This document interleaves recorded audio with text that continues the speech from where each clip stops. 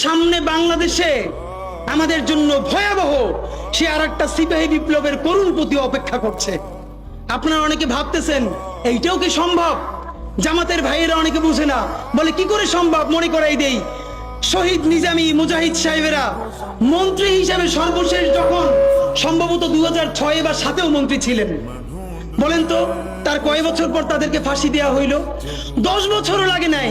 Running ফুল মন্ত্রী ছিল, লক্ষ লক্ষ মানুষ তাদের সাথে ছিল, তাদের মন্ত্রণালয়ে একটা পয়সার দুর্নীতি বের করতে পারে নাই।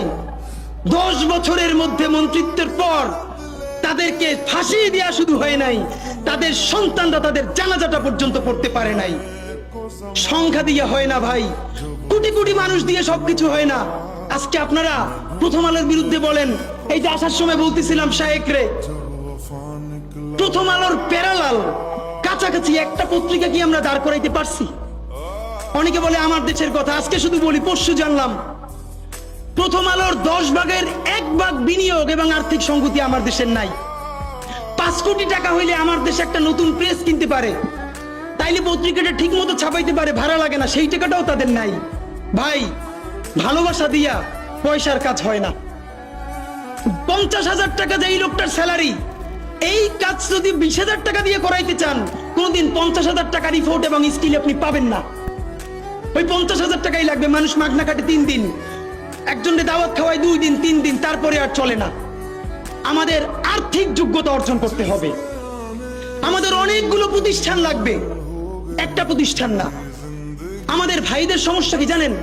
সে আজকে যদি হাটাজারি মাদ্রাসা দিয়ে কেউ একটা পত্রিকা বার করে, সেই পত্রিকাটাও সে জাতীয় মূলধারা বানাবে না, দেবে দৈনিক হাটাজারি সে বানাবে। মানে কোনো না কোনো ঘুরে ফিরা তার চিন্তায়, মননে, মগজে প্রথমে হয়তো হাটাজারি, সর্বোচ্চ বড় হইলে হেফাজত, এরপরে সর্বোচ্চ বড় হইলে বাংলাদেশের শুধু মুসলমান। ভাইরা, এই মুসলমানের বাইরের যে জনগোষ্ঠী, সেটা কি আপনার না?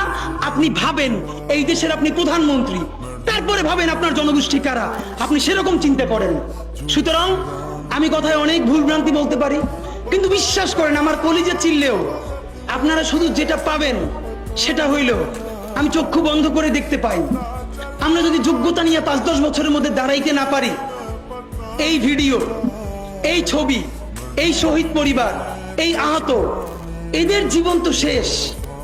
এদের পরবর্তী জেনারেশনকে পর্যন্ত কি ভয়ানক গণহত্যার শিকার হইতে হবে আমরা চিন্তাও করতে পারতেছি না।